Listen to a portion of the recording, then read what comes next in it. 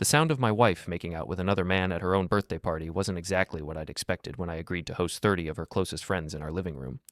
But there I was, standing in my own kitchen, watching Elise grind against Chad, Chaz, Delano, while her girlfriends cheered and filmed it on their phones like it was some kind of performance art. "Oh my God, Elise, you're so bad," squealed Tasha, holding her phone steady while Mandy provided color commentary. "Nate's going to die when he sees this." Well, they got that part right.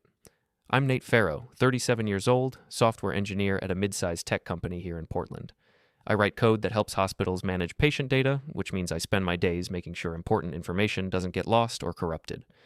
Ironic, considering I was about to watch my marriage data get completely destroyed in real time. Elise had always been the social butterfly in our relationship. At 34, she worked as a PR executive for a boutique firm downtown, the kind of place where they threw around words like synergy and brand activation while charging clients $5,000 for a press release. She was good at her job, I'll give her that. She knew how to spin stories, how to make people believe whatever narrative she was selling. Tonight's narrative, apparently, was that cheating on your husband in front of a crowd was hilarious entertainment. "It's just a joke, babe," Elise called out to me, not even bothering to stop grinding against Chaz while she said it. "Don't be such a prude." Chaz Delano owned a CrossFit gym called Apex Fitness about 10 minutes from our house. He was one of those guys who wore tank tops in 40-degree weather and posted shirtless mirror selfies with captions like "Grind never stops" and "Beast mode activated." He and Elise had dated briefly in college, which she'd mentioned exactly once during our 5-year marriage. Apparently that was one time too few. The crowd was eating it up. 30 people, most of whom I'd considered friends, were laughing and cheering as my wife publicly humiliated me. Some were recording, others were already posting to their Instagram stories. I could see the notifications lighting up phones around the room as the videos went live. "This is so going on TikTok," announced Jenna, Elise's friend from work, who always carried professional-grade camera equipment to parties like she was documenting a National Geographic expedition. "The hashtag writes itself, won't you sorry, not sorry." I stood there, drink in hand, watching my marriage implode in high definition. The rational part of my brain was cataloging everything. The timestamps on the videos, the faces of everyone recording, the comments already starting to pour in on the live streams. The emotional part of my brain was somewhere between numb shock and volcanic rage. "Come on, Nate, lighten up," shouted Marcus, my best friend since college, though his loyalty seemed to be wavering in real time. "It's her birthday. Let her have some fun." Fun. Right. Because nothing says birthday celebration like publicly cheating on your spouse while your friends document it for social media posterity. Elise finally broke away from Chaz long enough to grab her phone and start her own Instagram livestream. Within seconds, she had over 100 viewers watching as she danced around our living room, occasionally pulling random guys into frame for impromptu makeout sessions. "Hey everyone," she said breathlessly into her phone camera. "Having the best birthday ever. Sometimes you just gotta do what makes you happy, you know? Life's too short to worry about what other people think." The comments were flying by faster than I could read them, but I caught enough to get the general sentiment. "You go, girl. Living your best life. Where's your husband, though?" Where indeed? I finished my drink and set the glass down on the kitchen counter with more force than necessary. The sharp clink made a few people look over, but most were too busy watching Elise's performance to notice me. My phone was buzzing constantly now, and text messages from friends, family members, coworkers who were seeing the videos as they spread across social media. My brother in Seattle. "Dude, what the hell is happening?" My mom. "Nathan, please call me." My boss. "Everything okay? Saw some concerning posts." Concerning posts. That was one way to put it. Elise had moved on from random party guests and was back to making out with Chaz, this time while sitting on our couch. The same couch where we'd watched Netflix together just last weekend. The same couch where she'd curled up against me and told me she loved me 3 nights ago. "Every girl cheats eventually," Elise announced to her livestream audience, slightly slurring her words. She'd been drinking since noon, preparing for her epic birthday bash. At least I'm honest about it. At least I'm doing it to his face instead of sneaking around. The crowd erupted in cheers and applause. Someone started chanting, honest Elise," and others picked it up until our living room sounded like a college basketball game. I pulled out my phone and started recording my own video. Not of Elise, there was already plenty of documentation of her performance, but of the crowd. The faces of every person who was cheering, laughing, and encouraging my public humiliation. The faces of people I'd invited to barbecues, helped move apartments, loaned money to when they were between jobs. "Nathan's such a control freak anyway," I heard Tasha telling someone near the kitchen. Elise has been complaining about his rules for months. No going out on weeknights, no posting certain photos, no this, no that. Girl needs to live her life. Rules. I'd asked her not to post photos of our house interior for security reasons, and suggested maybe not going to bars alone until 2 a.m. on Tuesday nights when she had work the next morning. Apparently that made me a controlling monster. By midnight, the party was in full swing, and Elise was completely wasted. She'd kissed at least 6 different guys, posted dozens of stories and posts, and was now dancing on our coffee table while Chaz held her steady. The coffee table we'd bought together at a flea market in Vermont during our 2nd year of marriage. "This is the real me," she shouted to her phone camera, which now showed over 500 live viewers. "This is who I am when I'm not pretending to be someone else's perfect wife." The comments were getting more explicit now. People were asking for her number, making crude suggestions, treating my wife like she was performing on some kind of campsite, and she was loving every minute of it. I'd seen enough. I walked upstairs to our bedroom and started packing a bag. Clothes, toiletries, laptop, important documents. The sounds of the party drifted up through the floor, music, laughter, and Elise's voice narrating her liberation for her growing online audience. My phone kept buzzing with notifications, screenshots from friends showing Elise's posts spreading across different platforms. Twitter, Instagram, TikTok, Snapchat. She was going viral in real time, and not in a good way. The hashtags were already forming. Birthday betrayal, cheating wife, sorry Nate. Sorry Nate, that was going to be my brand now. I was zipping up my suitcase when I heard footsteps on the stairs. Heavy, unsteady footsteps. Elise appeared in the doorway, makeup smeared, dress disheveled, phone still in her hand. "What are you doing?" she asked, swaying slightly. "Packing." "For what?" I looked at her, really looked at her. This woman I'd been married to for 5 years, who I'd thought I knew completely. Her eyes were glassy from alcohol and adrenaline, and there wasn't a trace of remorse or recognition of what she'd just done. "You cheated on me, Elise, in front of 30 people, on live video. You told the internet that every girl cheats eventually and that you're doing it to my face." She laughed. Actually laughed. "Oh my God, Nate, it was just a joke. You're being so dramatic. It's not like I slept with anyone. I just kissed a few people. At my birthday party. It's not that serious." "You made out with your ex-boyfriend while our friends filmed it and posted it online." "So? It doesn't mean anything. God, you're so uptight. This is exactly why I needed to blow off some steam. You make everything into such a big deal." I stared at her, waiting for some sign that she understood the gravity of what had happened, that she realized she'd just destroyed our marriage in the most public way possible, that she felt even a tiny bit sorry for humiliating me in front of everyone we knew. Nothing. "Where are you going to go?" she asked, like this was a minor disagreement about dinner plans. "Hotel tonight. After that, we'll see." "You're really going to leave over this? Over a stupid joke?" "You said it yourself, Elise. Every girl cheats eventually. At least you're honest about it." I picked up my suitcase and walked past her toward the stairs. She followed, still talking. "Nate, come on. Don't be like this. Everyone's going to think you're pathetic if you leave over something so stupid. Just come back downstairs and have a drink. Pretend it never happened." Pretend it never happened, when it was documented on video and spreading across social media platforms as we spoke, when hundreds of people had watched her cheat on me live, when my phone was still buzzing with messages from people who'd seen the posts. "I always told you I'd leave if you ever cheated on me," I said, not turning around. Guess I finally found my spine. The party was still going strong when I walked through the living room with my suitcase. A few people noticed and started whispering, but most were too drunk or too focused on their phones to care.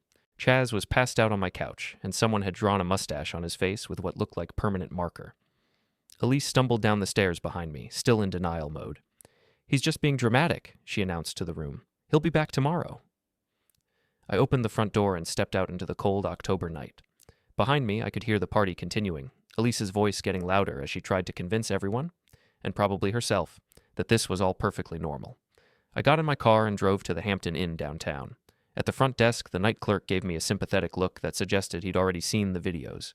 In a city the size of Portland, gossip traveled fast, and viral videos traveled even faster. "Rough night?" he asked, sliding the room key across the counter. "You could say that."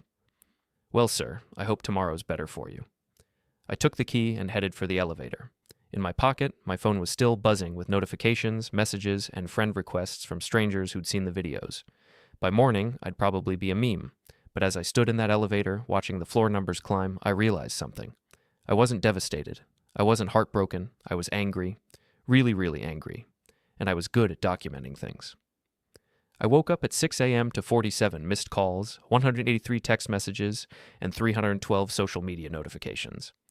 Elise had kept the party going until almost 4 a.m., documenting every moment of her liberation across every platform she could access.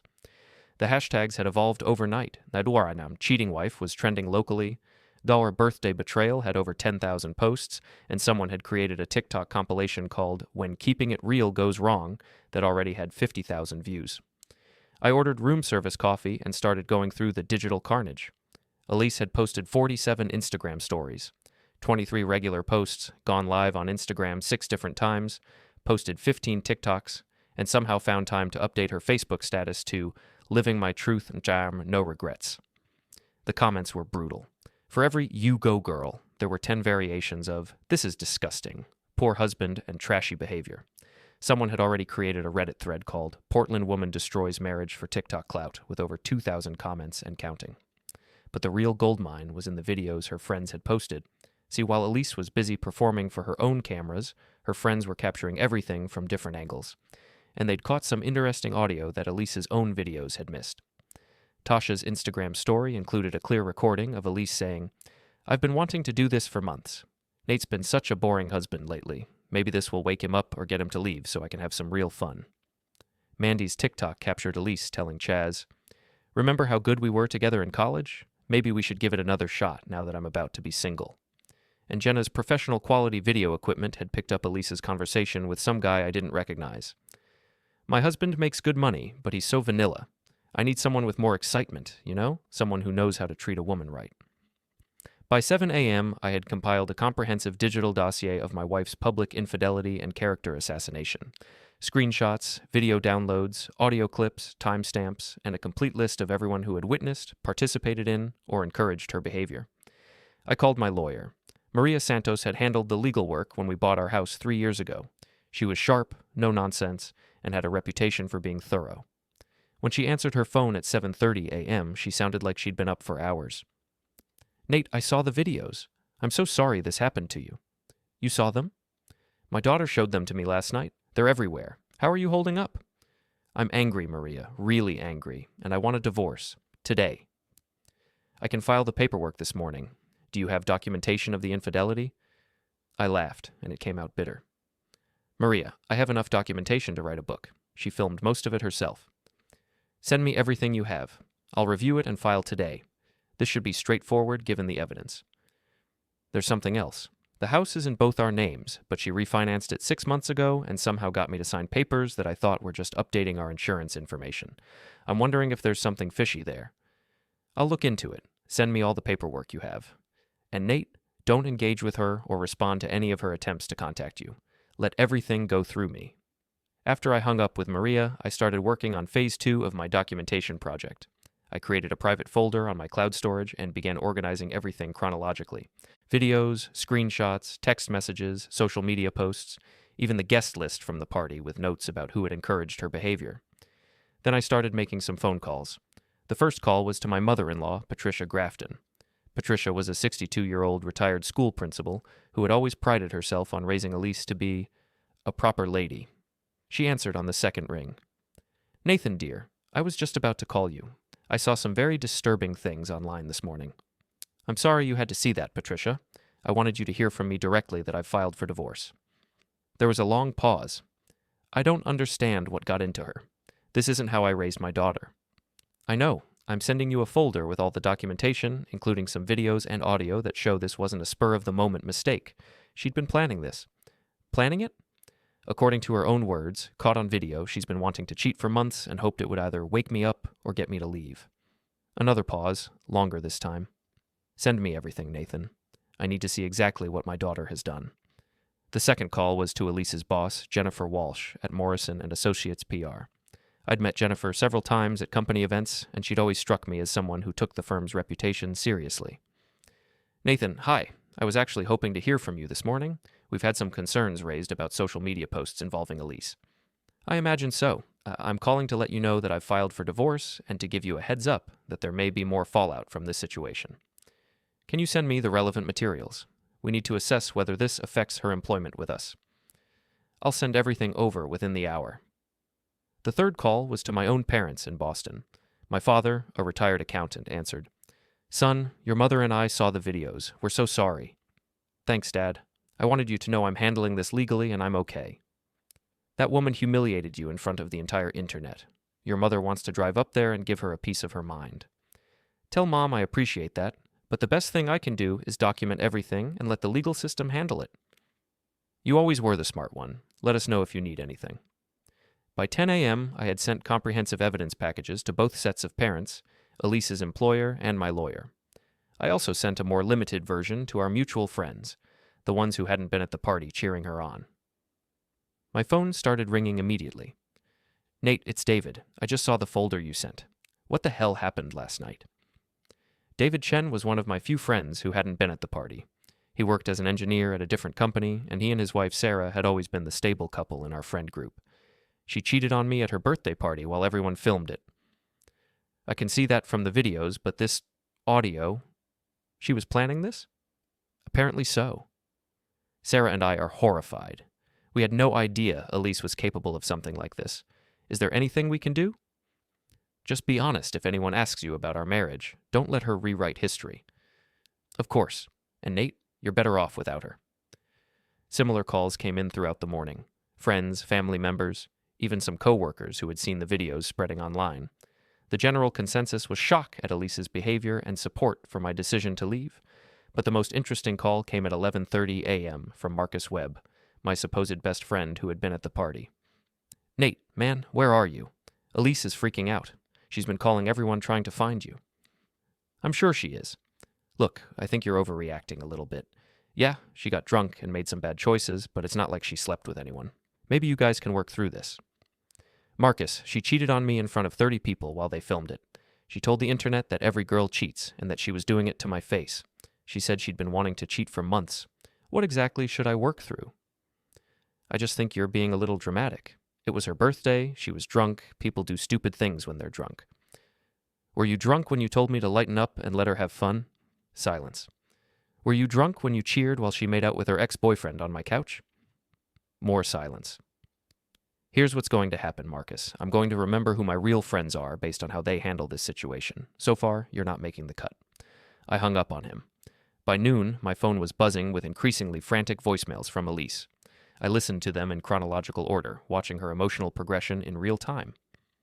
Message 1, 8:47 a.m. Nate, where are you? Come home so we can talk about this like adults. Message 5, 9:23 a.m. People are being really mean online. This is getting out of hand. I need you to help me fix this. Message 12, 10:15 a.m. My mom called me crying. Why did you send her those videos? This is between us. Message 18, 11:02 a.m. My boss wants to meet with me this afternoon. What did you tell them? You're trying to ruin my life. Message 23, 11:47 a.m. Please answer your phone. I'm at your office, but they won't let me see you. We need to talk. That last message got my attention. I called building security. Hi, this is Nate Farrow in IT. I understand my wife is in the lobby? Yes, sir. She's been here for about 20 minutes asking to see you. She seems quite upset. I'm in the middle of a divorce proceeding. Please have her removed from the building and add her to the list of people who are not allowed access. Understood, sir. We'll take care of it. 10 minutes later, I got a text from my coworker, Jake. Dude, security just escorted your wife out of the building. She was screaming about how you're ruining her life. Someone filmed it, and it's already on the company Slack channel. I logged into Slack and found the video. There was Elise being led out by 2 security guards while yelling, "He's trying to destroy me. All I did was have some fun at my birthday party. He's a vindictive asshole." The comments on the Slack video were universally unsympathetic. My coworkers had seen the original videos from the party, and they weren't buying Elise's victim narrative. Maybe don't cheat on your husband in front of cameras if you don't want consequences, wrote someone from accounting. Play stupid games, win stupid prizes, added someone from marketing. By 2 p.m., the fallout was accelerating. Jennifer Walsh called me back. Nathan, I've reviewed the materials you sent. Elise's employment with Morrison & Associates has been terminated effective immediately. I'm sorry it came to that. We can't have employees engaging in this kind of public behavior.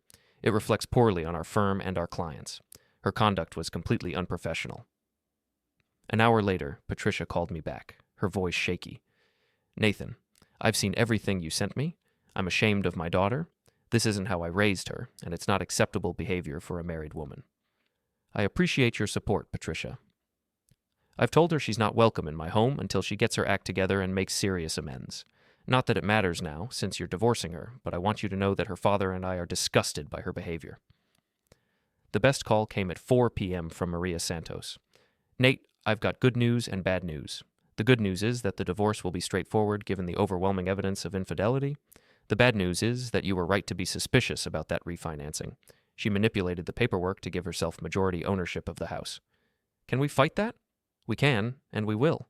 Especially since we have video evidence of her admitting this was premeditated. She was planning to cheat and hoping you'd leave so she could keep the house. How long will this take? With this much evidence, a few months at most, she'll be lucky to get anything. As the sun set on what had been the longest day of my life, I sat in my hotel room reviewing the damage. Elise had lost her job, been disowned by her parents, and was facing a divorce where she'd probably lose everything. Her viral videos had been viewed hundreds of thousands of times, and the comments were getting more brutal by the hour. Someone had created a Wikipedia page called Birthday Betrayal Incident with a complete timeline of events. Multiple TikTok users were making reaction videos to her posts. A Twitter account called @OurSorryNateUpdate was providing hourly updates on the stories spread across social media. My phone buzzed with one final voicemail from Elise, recorded at 6:23 p.m. Nate, please, I lost my job. My parents won't talk to me. People are being horrible to me online. I made a mistake, okay? I was drunk and stupid, and I made a mistake. Please don't let this ruin both our lives. Call me back, please. I deleted the message without responding. She posted it all herself. I just believed her. By the third day, Elise had become a cautionary tale. The hashtag Daran, birthday betrayal, was trending nationally, with over 100,000 posts across all platforms. Someone had created a TikTok remix of her saying, "Every girl cheats eventually," that had 2.3 million views. A YouTuber named Drama Detective had made a 47-minute deep dive video titled "The Portland Cheating Wife, a Social Media Disaster" that was approaching 1 million views. But the real entertainment was watching Elise try to control the narrative. She'd started with the classic "I was drunk and made a mistake" approach, posting tearful Instagram stories about how people make errors in judgment and how social media is so cruel to women. When that didn't work, she pivoted to, "My marriage was already over," and claimed I'd been emotionally abusive and controlling. The problem with that strategy was the internet had receipts. Every video from the party showed me standing quietly in the background, not interfering with her fun. The audio recordings captured her talking about how boring I was, not how abusive I was. Her own social media history showed 5 years of posts about our happy marriage, anniversary celebrations, and Valentine's Day tributes to her amazing husband. The internet detectives were having a field day tearing apart her revisionist history. I was having coffee in my hotel room when my lawyer called with an update. Nate, you need to see what happened at Elise's deposition yesterday. She already had a deposition? Emergency hearing about temporary support and property access. She showed up with a public defender and tried to argue that she deserved spousal support because you drove her to infidelity with your controlling behavior. How did that go? The judge asked her to provide examples of your controlling behavior. She said you didn't like her posting photos of the house interior and preferred she not go out drinking alone on work nights. And? The judge asked if she had any evidence of actual abuse, threats, or controlling behavior beyond reasonable security concerns and scheduling preferences. She said no, but claimed you were emotionally unavailable. Then what? Then the judge asked if being emotionally unavailable justified cheating on someone in public while broadcasting it on social media. She started crying and said it was just a mistake and that social media was ruining her life. What did the judge say to that? He said, and I quote, "Ma'am, social media didn't ruin your life. You ruined your life on social media. Motion for temporary support denied." I actually laughed out loud. Oh, really? Really? It gets better. She then asked for exclusive access to the house because she needs a safe space to recover from the trauma of being publicly shamed. The judge asked whose choice it was to make the infidelity public. She said it wasn't her fault that people filmed it. Oh, come on. The judge pointed out that she had posted most of the content herself and asked if anyone forced her to broadcast her infidelity on Instagram Live. She said she was just having fun and didn't think about the consequences. And the judge's response? He said, "The consequences of your choices are not this court's responsibility to fix. You chose to cheat publicly, you chose to broadcast it, and you chose to humiliate your husband in front of an online audience. You don't get to claim victimhood from the natural results of your own actions." I love this judge. It gets even better. Her lawyer then argued that the viral nature of the videos constituted unusual circumstances that warranted special consideration. The judge asked if she wanted him to order the internet to forget what she did. What did she say? She said yes. She actually asked the judge to make the videos go away. And? He explained that courts can't undo viral videos and that she should have considered the permanence of social media before posting. Then he denied all her motions and scheduled the final divorce hearing for next month. So she gets nothing? She gets to keep whatever personal belongings she can prove are hers alone, and that's it. The house situation is still being resolved, but given the evidence that she manipulated the refinancing documents as part of a premeditated plan to cheat and divorce you, she'll be lucky to avoid fraud charges. After I hung up with Maria, I decided to check on how Elise's friends were handling the fallout. It turned out they weren't handling it well at all. Tasha had made her Instagram private and posted a story saying she was taking a break from social media due to harassment. Apparently, people had been commenting on her posts asking why she encouraged married women to cheat on their husbands. Mandy had posted a long Facebook rant about cancel culture and how people were being too harsh on Elise for one mistake. The comments on that post were not kind. People were sharing screenshots of Mandy cheering and filming while Elise made out with multiple men, asking if she would want her own husband's friends to encourage that behavior. Jenna had tried to delete all her posts from the party, but the internet never forgets. People had screenshot everything and were reposting it with comments like, "This is what fake friends look like," and "Imagine filming your friend destroying her marriage for content." Marcus had been getting roasted on LinkedIn, of all places. Someone had connected his profile to videos of him telling me to lighten up and let her have fun, while my wife cheated on me. His employer, a financial services firm, was apparently not thrilled about their employee being associated with viral infidelity content. But the most interesting development was happening with Chaz Delano and his gym. Apex Fitness was getting review bombed on Google, Yelp, and Facebook. People were leaving one-star reviews with comments like, "Owner has no respect for marriage," and "Would you trust your wife around this guy?" His membership was reportedly down 40% in 3 days. Someone had also been having fun with his gym's exterior. I drove by on my way to meet with Maria and saw that someone had spray-painted Homewreckers Gym across the front windows. The parking lot, which was usually full, had maybe 6 cars in it. Chaz had tried to do damage control with a Facebook post claiming he was drunk and made a mistake, and that he respects the institution of marriage. The post had 847 angry reactions and 312 comments, mostly from women saying they would never trust him around their husbands. But the real masterpiece was what happened when Chaz tried to blame Elise. He'd posted an Instagram story claiming that Elise had come on to him and that he was just being polite by not rejecting her advances publicly. He said he was protecting her feelings by going along with it. The internet was not buying it. People started posting side-by-side comparisons of videos showing Chaz actively participating in and escalating the makeout sessions. Someone created a TikTok compilation called "Just Being Polite" that showed him grabbing Elise, dipping her, and at one point literally picking her up and spinning her around while they kissed. The comments were brutal. "Is this how you politely reject someone? Wow, such a gentleman protecting her feelings by making out with her for 20 minutes. I can't wait to see how politely he rejects my wife." Chaz deleted the story within 4 hours, but screenshots lived forever. The situation escalated when local news picked up the story. Channel 8 ran a segment called "Social Media Infidelity," when private mistakes go public, that featured interviews with relationship experts and social media analysts discussing the Portland birthday betrayal incident. The relationship expert, Dr. Sarah Martinez, did not mince words. What we see here is someone who made a deliberate choice to publicly humiliate their spouse, broadcast it to the world, and then claim victimhood when faced with the natural consequences of their actions. This isn't about social media being cruel. This is about personal accountability. The social media analyst was even more direct. She posted 47 Instagram stories, went live multiple times, and created content across several platforms over the course of 4 hours. This wasn't a momentary lapse in judgment. This was a sustained campaign of public infidelity. She can't claim she didn't know what she was doing. That evening, I got a call from my brother Tom in Seattle. "Nate, I just saw you on the news." "They mentioned me?" They showed some of the videos with your face blurred out, but yeah, it's a whole thing up here too. Sarah's book club has been talking about it all week. What's the general consensus? That your wife is insane and you're better off without her. Also, Sarah wants to know if you're okay and if you need anything. I'm okay. Actually, I'm better than okay. I'm free.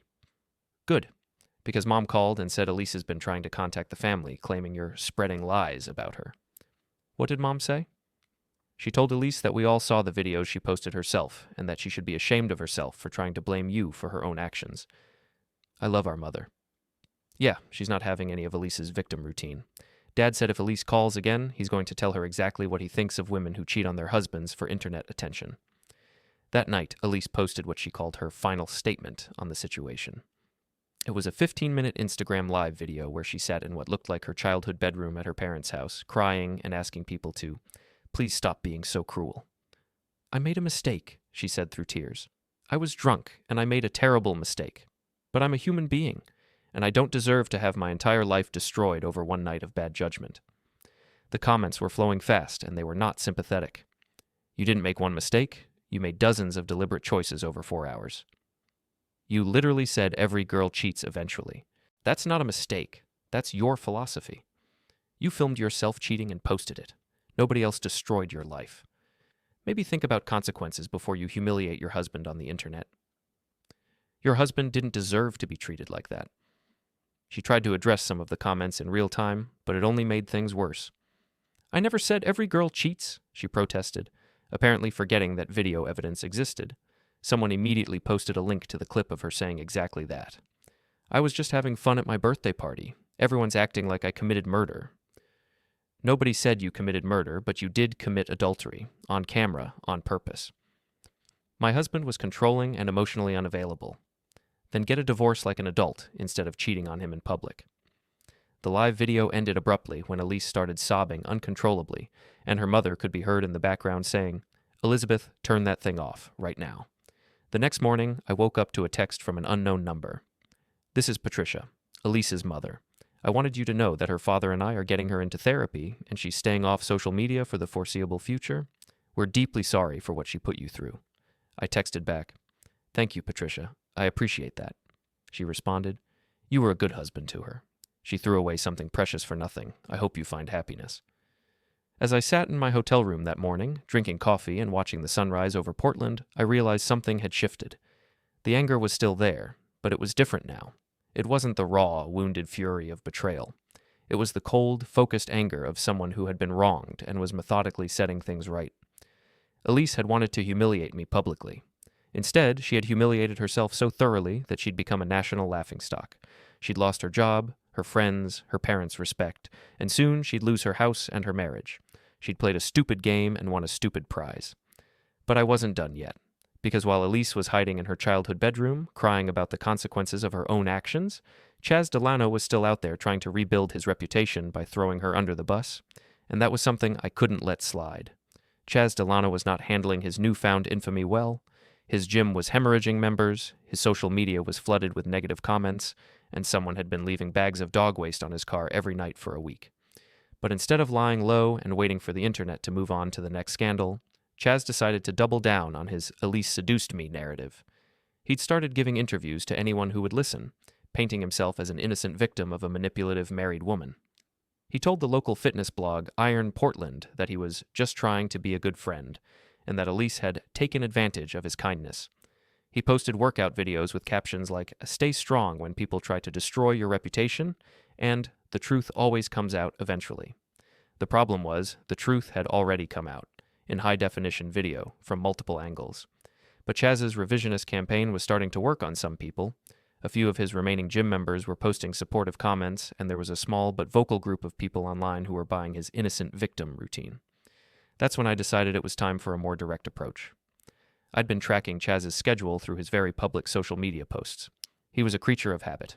Gym from 6 a.m. to 2 p.m., lunch at the same sandwich shop, then drinks at Murphy's Pub downtown every Tuesday and Thursday night.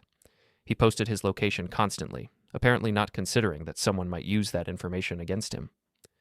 On Thursday night, I put on my best casual outfit and headed to Murphy's Pub. I'd never been there before, but it was exactly what I expected. Dim lighting, sticky floors, and the kind of clientele that thought Bud Light was a craft beer. Chaz was holding court at the bar, telling his sob story to anyone who would listen. "I'm telling you, man, she came after me hard," he was saying to a guy in a Patriots jersey. "I tried to be polite about it, but she was all over me. What was I supposed to do? Embarrass her in front of everyone?" "That's rough, bro," Patriots jersey replied. "Women can be crazy when they want something." I ordered a beer and took a seat 2 stools down, close enough to hear everything but far enough away to seem like a random customer. Chaz didn't recognize me. We'd never actually met, and in the videos from the party, I'd mostly been in the background. "The worst part is her husband is trying to destroy my business over it," Chaz continued. "Like, I get that he's upset, but I'm not the one who cheated. His wife did that all on her own." "What's he doing to your business?" asked another patron. "He's got people leaving fake reviews, harassing my members, vandalizing my property. It's like he thinks I'm responsible for his marriage falling apart." I almost choked on my beer. I hadn't done any of those things. The internet had done them organically after seeing the videos. But Chaz was apparently convinced that I was orchestrating some kind of campaign against him. "You should confront him," suggested a woman at the end of the bar. "Let him know you're not going to be pushed around." "I've thought about it," Chaz said, flexing his considerable biceps. "Maybe it's time to have a man-to-man conversation." That's when I decided to introduce myself. "Excuse me," I said, turning toward Chaz. "Did you say your name was Chaz? Chaz Delano?" He turned to look at me, suspicious but not yet alarmed. "Yeah, why?" "I think you know my wife. Elise Farrow?" The blood drained from his face. The entire bar went quiet. Someone's beer glass clinked against the bar top. "Oh shit," someone whispered. Chaz recovered quickly, puffing out his chest and trying to look intimidating. "Yeah, I know Elise. We're old friends." "Is that what you're calling it now? Interesting, because from the videos it looked like you were doing a lot more than being friendly." "Look, man, I don't want any trouble. What happened at that party was between me and her." "Really? Because it seemed pretty public to me. You know, with the cameras and the live streaming and the hundreds of thousands of people who watched it." The bar patrons were starting to pull out their phones. Someone was definitely recording this. "I was drunk," Chaz said, his voice getting louder. "We both were. It didn't mean anything." "Oh, I know it didn't mean anything to you. You were just being polite, right? That's what you told Instagram. You were protecting her feelings by making out with her for 20 minutes while she was married to someone else." "She came on to me." "Did she force you to grab her ass while you kissed her?" That's not... "Did she force you to pick her up and spin her around while everyone cheered?" "You don't understand the situation." "I understand perfectly. You saw a drunk married woman making bad choices, and instead of being an actual friend and stopping her from destroying her marriage, you decided to help her do it. For fun, while people filmed it." Chaz was getting agitated now, his face red with anger and embarrassment. The bar was dead silent except for the sound of phones recording.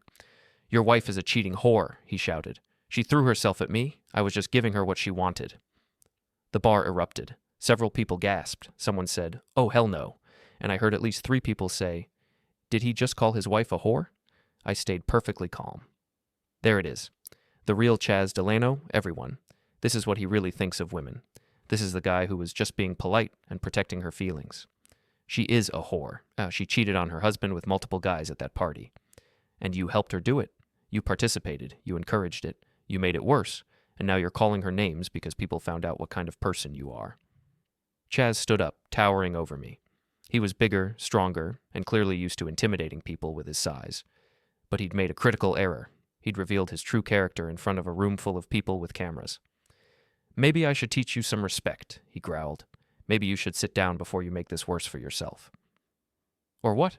I smiled and pulled out my phone, opening the voice recorder app. "Or I'll add assault to the list of things people know about you. Right now, you're just the guy who helped a married woman cheat on her husband. If you hit me, you'll be the guy who helped a married woman cheat and then attacked her husband when he called you out on it." Chaz looked around the bar and seemed to realize that everyone was watching, everyone was recording, and everyone had heard him call a woman a whore for cheating that he had actively participated in. "This isn't over," he said, grabbing his jacket. "Yes, it is," I replied. "It was over the moment you decided to make out with my wife on camera. Everything since then has just been consequences." Chaz stormed out of the bar, slamming the door behind him. The bar erupted in conversation. Holy shit, that was intense. "Did you see how calm that guy stayed? Chaz looked like an idiot. Calling someone's wife a whore even if she cheated, that's not cool. The bartender, a woman in her 40s, came over and refilled my beer without me asking. "That one's on the house," she said.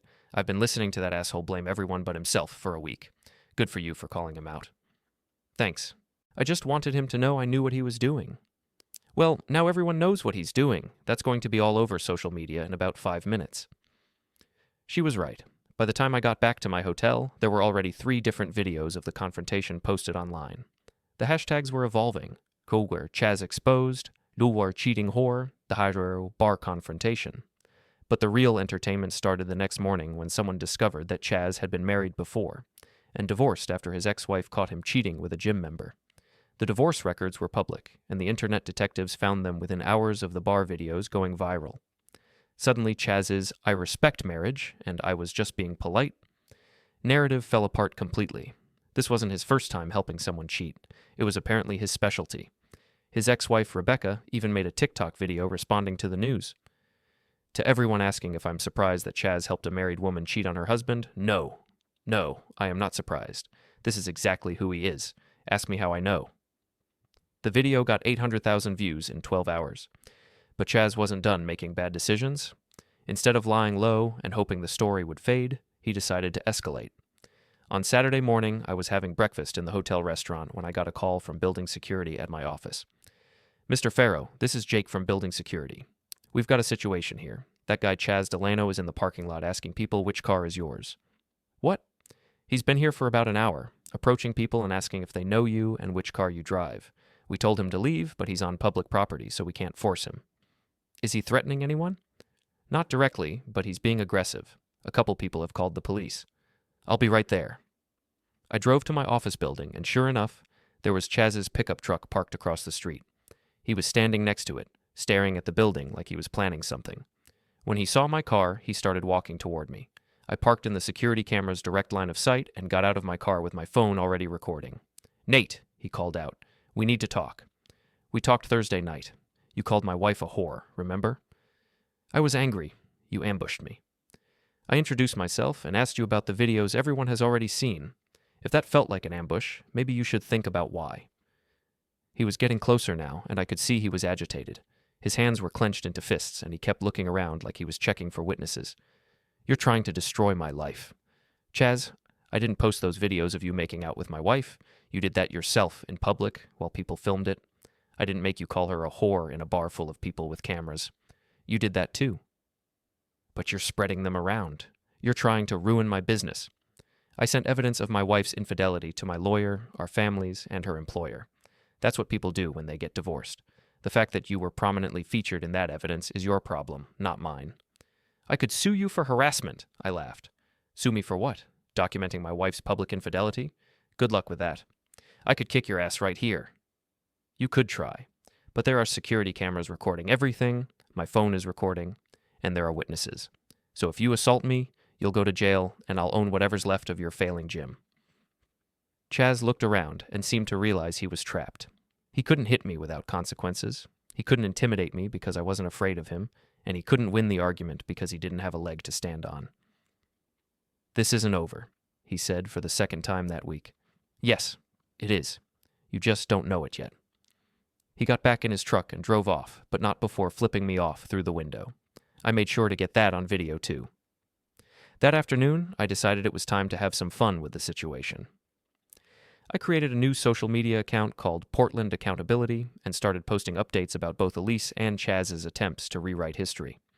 When Chaz posted workout videos with inspirational captions about overcoming adversity, I posted side-by-side comparisons with videos of him making out with my wife.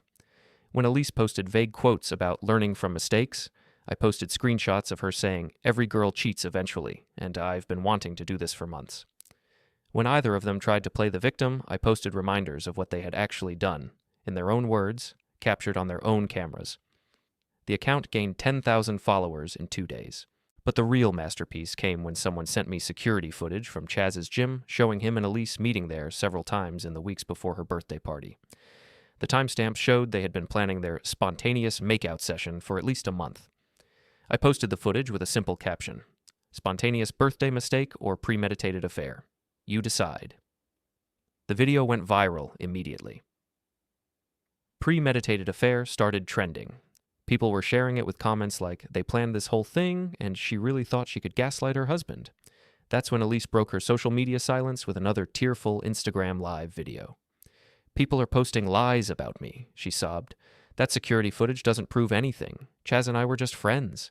We were planning a surprise for my birthday." The comments were merciless. What kind of surprise? Destroying your marriage? If it was innocent, why didn't you tell your husband about the meetings? Planning to cheat is worse than spontaneous cheating. Your husband deserved better than this. The live video ended when someone asked, "If you were just planning a birthday surprise, why did you tell Chaz's ex-girlfriend that you were going to teach your boring husband a lesson?" Wait, what? I immediately started digging into this new information. It turned out that Rebecca, Chaz's ex-wife, had been in contact with someone who knew Elise, and she had screenshots of text messages. Text messages where Elise had bragged about her plan to shake things up at her birthday party and give Nate a wake-up call he'll never forget. Text messages where she discussed how she was tired of being the perfect wife and wanted to show everyone the real me. Text messages where she said she hoped the whole thing would either make Nate more exciting or give me an excuse to leave him for someone better. Rebecca posted the screenshots on TikTok with the caption, "Since Elise is claiming this was all spontaneous and that she's the victim, here are the text messages she sent to my friend 3 weeks before her birthday party. You're welcome, Nate." The video got 1.2 million views in 6 hours. That night, I got a call from Maria Santos with an update on the divorce proceedings. "Nate, you're not going to believe what happened in court today. Try me." Elise's lawyer tried to argue that the security footage and text messages were obtained illegally and should be excluded from evidence. And? The judge pointed out that the security footage was from a public business and the text messages were voluntarily shared by the recipient. Then he asked Elise's lawyer if he was seriously arguing that evidence of premeditated infidelity should be excluded because it made his client look bad. What did the lawyer say? He said that the evidence was prejudicial to his client's case. The judge said, "Counselor, evidence of infidelity is supposed to be prejudicial in a divorce case." That's literally the point. I love this judge more every day. It gets better. The judge then asked Elise directly if she disputed the authenticity of the text messages or security footage. She said no, but claimed they were taken out of context. Out of context? That's what she said. The judge asked her to explain what context would make planning to cheat on your husband acceptable. She started crying and said she was just venting to a friend and didn't really mean it. And the judge's response? He said, "Ma'am, you didn't just vent to a friend. You planned an affair, executed that plan at a public party, broadcast it on social media, and then lied about it being spontaneous when you got caught. The only thing out of context here is your understanding of personal responsibility. Please tell me someone recorded this." Divorce proceedings aren't typically recorded, but there were several people in the gallery who heard everything. I suspect it'll be all over social media by tonight. She was right. By 10 p.m., Shakur divorce court drama was trending, with people sharing secondhand accounts of Elise's courtroom meltdown. Someone had created a TikTok reenactment of the judge's comments that got 500,000 views overnight. As I lay in bed that night, scrolling through the endless stream of content about my wife's infidelity and the aftermath, I realized something had changed. This wasn't just about my marriage anymore. Elise and Chaz had become symbols of everything people hated about social media culture. The narcissism, the lack of accountability, the belief that you could do anything for attention without consequences. They'd wanted to go viral. They'd gotten their wish. But viral cuts both ways, and they were about to learn that lesson the hard way. The text message arrived at 2:17 a.m. on a Tuesday from a number I didn't recognize. "You need to see this. Chaz isn't the only one Elise has been planning with. Meet me at Starbucks on Forest Ave at 10 a.m. Come alone. Rebecca." Rebecca Delano, Chaz's ex-wife, had been surprisingly helpful in exposing the premeditated nature of Elise's birthday mistake. Her TikTok videos about Chaz's history of infidelity had gone viral, and she'd been sharing screenshots and evidence that painted both Chaz and Elise in an even worse light. But this message suggested she had something bigger. I arrived at Starbucks 10 minutes early and found Rebecca already there, sitting in a corner booth with a laptop and a manila folder. She was younger than I'd expected, maybe early 30s, with the kind of tired eyes that suggested she'd been through hell and lived to tell about it. "You must be Nate," she said, standing to shake my hand. "I'm sorry we're meeting under these circumstances." "Thanks for reaching out. Your videos have been illuminating." That's nothing compared to what I'm about to show you. Sit down. She opened her laptop and turned it toward me. On the screen was a Facebook Messenger conversation between Elise and someone named Lexi Martinez. Who's Lexi Martinez? I asked. My replacement, Chaz's current girlfriend. Or was, until about a week ago. I started reading the messages, and my blood ran cold. Elise, March 15th. I can't take another year of this boring marriage. Nate is such a good guy, but he's so predictable. I need some excitement. Lexi, why don't you just leave him? Elise, because I'd lose the house and probably have to pay him alimony since I make more money. I need him to leave me. Lexi, how are you going to make that happen? Elise, I'm going to cheat on him so publicly and humiliatingly that he'll have to divorce me. Then I can play the victim and claim he was controlling and drove me to it. Lexi, that's pretty cold, even for you. Elise, it's strategic. I've already been meeting with Chaz to plan it. We're going to make it look spontaneous at my birthday party, but really we're going to put on a show that's so over the top that Nate will be forced to leave. I looked up at Rebecca, who was watching my face carefully. There's more, she said, scrolling down. Elise, April 2. Chaz is being weird about the plan. I think he actually wants to get back together for real. Lexi, isn't that what you want? Elise, hell no. Chaz is fun for drama and intimacy, but he's broke and stupid. I just need him to help me get rid of Nate. After the divorce, I'll dump Chaz and find someone with actual money. Lexi, what if Chaz doesn't go along with being dumped? Elise, then I'll destroy him too. I've got videos of him talking about how he's going to steal me back from my husband. If he doesn't cooperate, I'll post them and make him look like a homewrecker. Lexi, you're scary when you're scheming. Elise, I'm good at it. By the time this is over, I'll be single, I'll have the house, and both Nate and Chaz will be out of my life. I sat back in my chair, stunned. She was planning to betray both of us? Gets worse, Rebecca said, scrolling to more recent messages. Elise, May 20th, 2 days after the party. Phase 1 complete. Nate left just like I predicted. Now I need Chaz to disappear before the divorce is final. Lexi, how are you going to do that? Elise, I'm going to let him think we're getting together. Then I'm going to post those videos of him talking about stealing me and make him look like a predator who manipulated a drunk married woman. Lexi, but you manipulated him? Elise, who's going to believe that? I'm the victim of infidelity, remember? Poor little cheated on wife who was seduced by her husband's controlling behavior and a manipulative ex-boyfriend. Lexi, what about all the videos of you cheating? Elise, I'll say I was drunk and vulnerable and Chaz took advantage of me. Women will believe it because they want to believe women are always victims. Men will believe it because they think women can't be calculating. It's perfect. Jesus Christ, I muttered. She really thought she could manipulate everyone. She almost did, Rebecca said. If Lexi hadn't gotten disgusted and shown me these messages, we might never have known the truth. Why is Lexi sharing this with you? Because Elise tried to recruit her to be a witness in the divorce. She wanted Lexi to testify that Chaz had been obsessed with winning Elise back, and that the whole party thing was his idea. And Lexi refused? Lexi told her to go to hell, and then sent me screenshots of everything. Apparently your wife underestimated how much other women hate being used in schemes. I scrolled through more messages, each one revealing another layer of Elise's manipulation. She'd planned every detail, the timing, the location, the witnesses, even the social media strategy. She'd researched divorce law and knew exactly what she needed to do to maximize her settlement while minimizing her responsibility. But the most damning messages were the ones where she discussed her backup plan. Elise, May 18th, the day of the party. If the cheating thing doesn't work and Nate tries to stay and work it out, I've got plan B ready. Lexi, what's plan B? Elise, I'll claim he hit me. I've got makeup that can fake bruises, and I know which friends will back me up without asking questions. Domestic violence trumps infidelity in divorce court. Lexi, Elise, that's insane. You could send an innocent man to jail. Elise, innocent? He's been emotionally abusing me for years with his controlling behavior, making me account for my time, questioning my friendships, trying to limit my social media presence. That's abuse, too. Lexi, that sounds like normal relationship boundaries to me. Elise, that's because you don't understand what real emotional abuse looks like. I've been documenting everything so I can prove a pattern of controlling behavior. I looked up at Rebecca again. She was going to accuse me of domestic violence. If the cheating scandal didn't work, yes.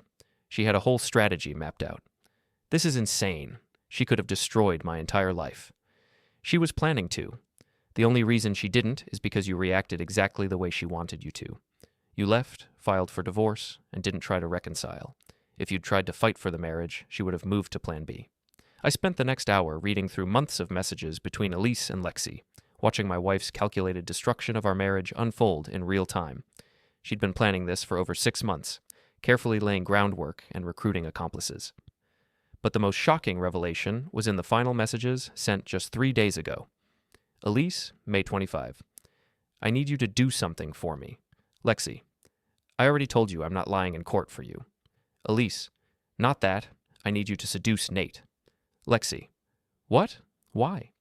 Elise, if I can prove he's already moved on with someone new, I can claim he was probably cheating during our marriage. It'll make me look more sympathetic and him look like a hypocrite. Lexi, you want me to seduce your husband to frame him for cheating?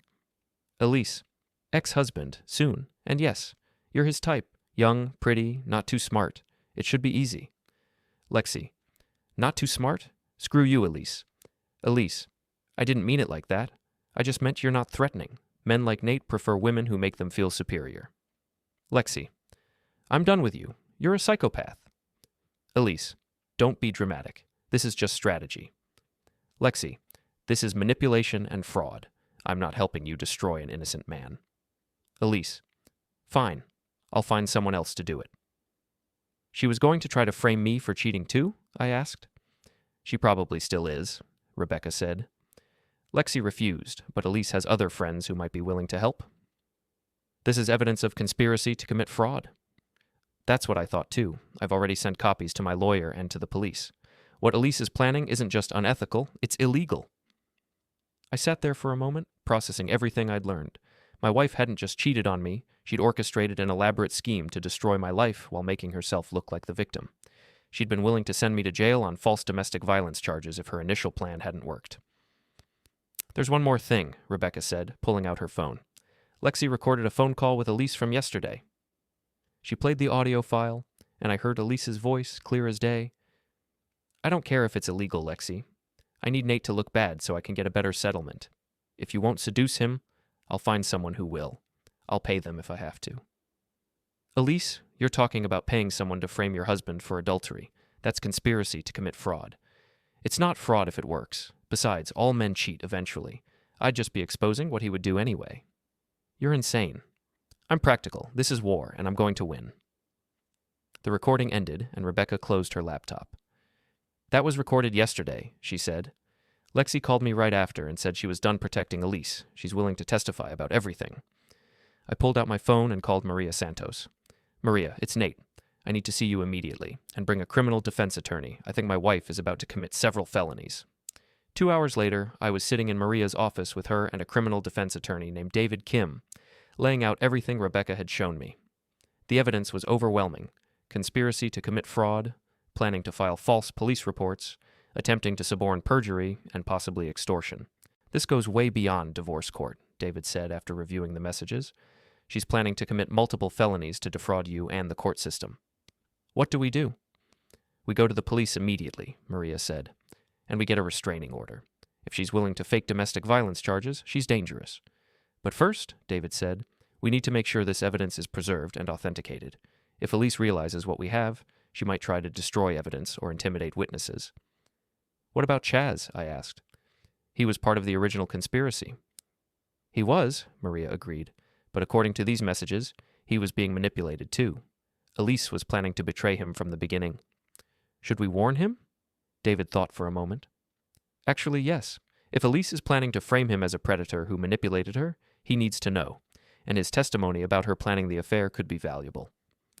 That afternoon, I did something I never thought I'd do. I called Chaz Delano. What the hell do you want? He answered. We need to talk. In person. It's about Elise. I'm done talking about that crazy witch. She's planning to destroy you, Chaz. And I have proof. There was a long pause. What kind of proof? The kind that shows she was planning to betray both of us from the beginning. Meet me at Murphy's Pub in an hour. And Chaz, bring a lawyer.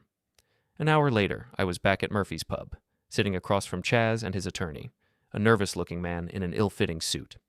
I'd brought David Kim with me, along with printed copies of the relevant messages. Chaz's face went white as he read through Elise's plans to frame him as a predatory manipulator. She was going to say, "I forced her?" he asked, his voice shaking. According to her messages, yes. She was going to claim you manipulated a drunk, vulnerable married woman and that the whole thing was your idea. But she planned it. She's the one who contacted me. She's the one who set up the meetings at my gym. I know, and now I have proof of that too. Chaz's lawyer was reading through the messages with growing alarm. Mr. Delano, if these messages are authentic, you are about to be framed for intimate coercion and possibly assault. They're authentic, David confirmed. We have the original devices, metadata, and a witness willing to testify. Chaz looked up at me with something that might have been gratitude. Why are you warning me? I helped her cheat on you. Because you were being manipulated too, and because what she's planning to do to both of us is criminal. What do you want from me? I want you to tell the truth, in court, under oath, about how she planned the whole thing, about the meetings at your gym, about everything. Chaz was quiet for a long moment, then nodded. Okay, I'll testify. That woman is insane. As we left the bar, David pulled me aside. This is good, he said. With Chaz's testimony, Lexi's evidence, and Rebecca's documentation, we can prove that Elise orchestrated a conspiracy to commit fraud. She's not going to get away with this. What happens now? Now we go to war, but this time we have all the weapons. That night, I sat in my hotel room, looking out at the Portland skyline and thinking about how completely my life had changed in just 2 weeks. I'd started this journey as the humiliated husband of a cheating wife. Now I was the target of an elaborate criminal conspiracy. But I wasn't the same man who had walked out of that birthday party. I was angrier, smarter, and I had allies I never expected. Elise had wanted to destroy me. Instead, she was about to destroy herself. And unlike her plan, my revenge was going to be completely legal. The morning of what I'd come to think of as Reckoning Day started with a phone call from Detective Sarah Morrison of the Portland Police Department's Fraud Division. Mr. Farrow, we've reviewed the evidence you and your attorney provided. We're prepared to move forward with charges against your wife for conspiracy to commit fraud, attempted perjury, and filing false statements. What happens now? We're coordinating with the district attorney's office and your divorce attorney. We'd like to arrest her this morning before the scheduled divorce hearing this afternoon. She doesn't know you're coming? No, we want to maintain the element of surprise in case she tries to destroy additional evidence. I hung up and immediately called Rebecca and Lexi, who had agreed to be present when everything went down. We'd planned this carefully. The police would arrest Elise at her parents' house, then we'd proceed with the divorce hearing where all the evidence of her conspiracy would be presented publicly. But Elise, apparently, had one final surprise for us. At 9:47 a.m., she went live on Instagram from her childhood bedroom, looking directly into the camera with what appeared to be genuine tears streaming down her face. I have something I need to confess to everyone, she began, her voice shaking. I've been lying about what happened at my birthday party. I immediately called Rebecca and Lexi. Are you seeing this? We're watching, Rebecca said. What is she doing? Elise continued her live confession. The truth is, I planned the whole thing. I planned to cheat on my husband because I wanted him to leave me so I could keep our house. I manipulated Chaz into helping me, and I manipulated all of you into thinking it was spontaneous. The comments were exploding. What? You planned this? Your poor husband. This is insane. I know you all hate me now, Elise continued, but I need to tell the whole truth before it's too late. I was going to let Chaz take the blame and say he manipulated me, but that's not fair. I manipulated him. I was recording everything on my phone while simultaneously texting updates to my legal team. This was either the most genuine moment of remorse I'd ever seen from Elise, or it was another manipulation. I also need to apologize to my husband, Nate, she said, looking directly into the camera. I know you're probably watching this. I'm sorry for what I did to you. You didn't deserve any of it. You were a good husband, and I threw it all away because I was selfish and bored. The live stream had over 3,000 viewers now, and the comments were a mix of shock, anger, and a few people saying they respected her for finally telling the truth. There's more, Elise continued. After the party, when everyone started hating me online, I got desperate. I was planning to do some really terrible things to try to make myself look better and make Nate look worse. She paused, wiping her eyes. I was going to try to frame him for cheating. I was going to pay someone to seduce him and then claim he was the one who cheated first. I was even thinking about claiming he hit me, which he never did, not once in 5 years of marriage. The comments went completely insane. You were going to frame him for domestic violence? That's disgusting. You could have sent him to prison. What is wrong with you? I know it's disgusting, Elise said, reading the comments. I know I'm a terrible person, but I can't live with myself anymore. I can't keep lying and manipulating people. Nate, if you're watching, I'm confessing everything to the police today. You don't deserve to have your life destroyed because I'm a selfish coward. My phone rang. It was Detective Morrison. Are you watching this? She asked. Everyone's watching this. She's confessing to everything we were going to charge her with. This makes our case much stronger. Is this going to help or hurt the divorce proceedings? It's going to help you tremendously. She's admitting to fraud and conspiracy on a live video with thousands of witnesses. The Instagram Live was still going. Elise was now taking questions from viewers, and they were not going easy on her. Someone's asking why you thought this was okay, Elise read aloud. I don't know.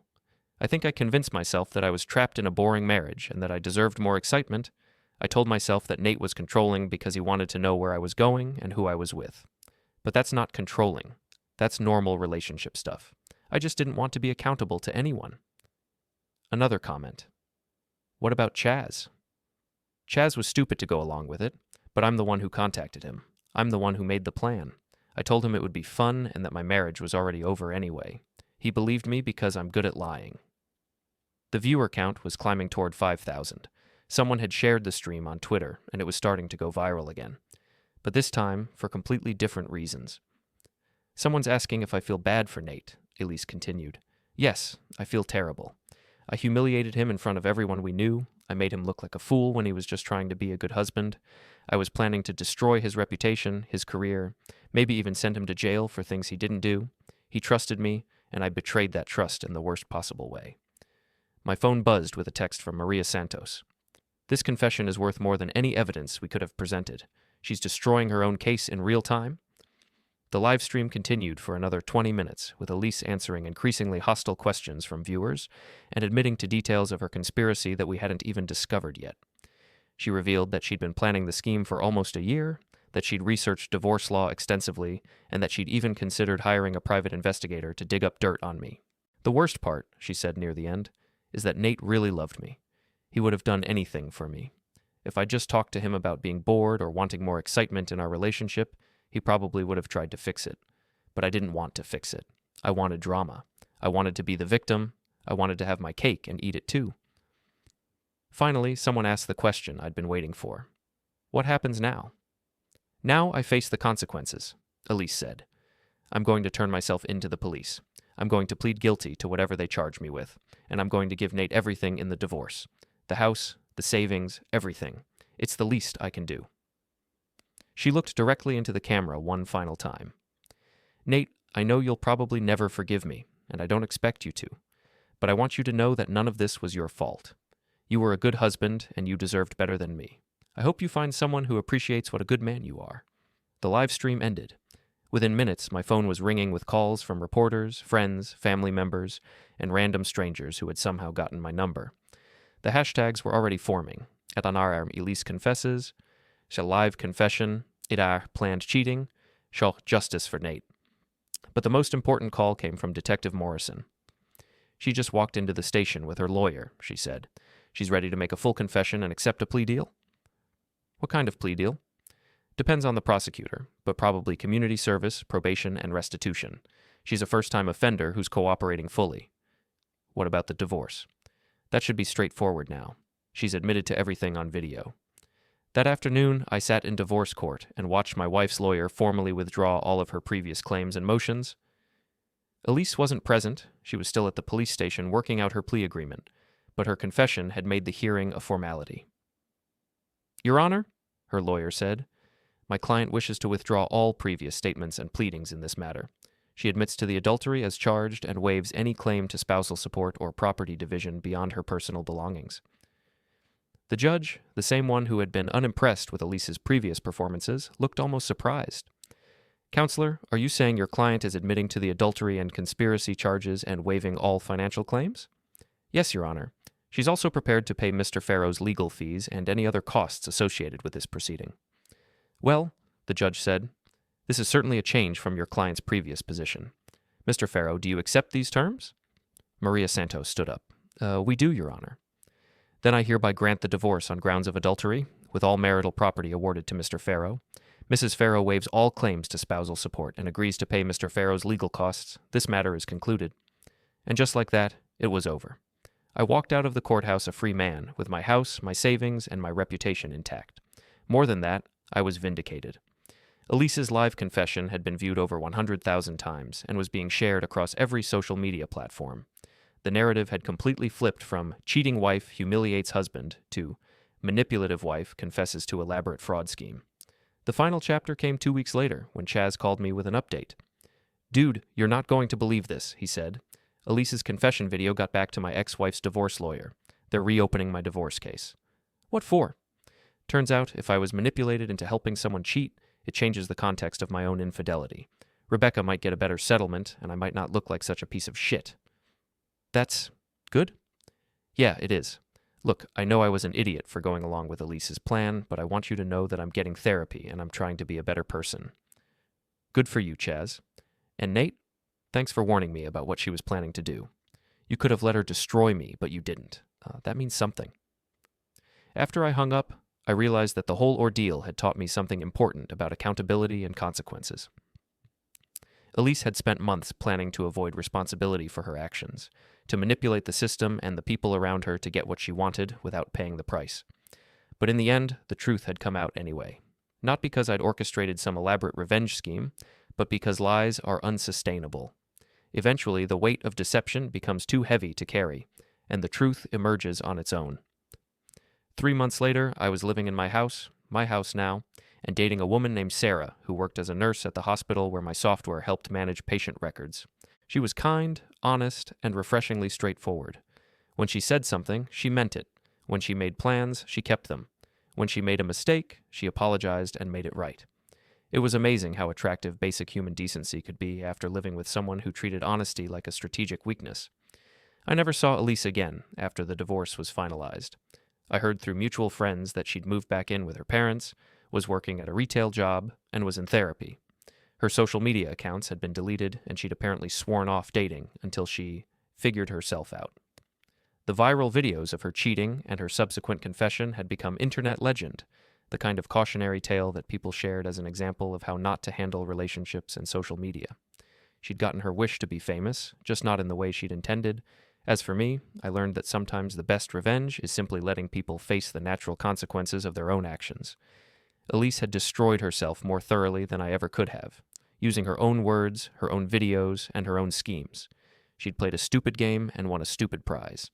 And in the end, the only person she'd really betrayed was herself.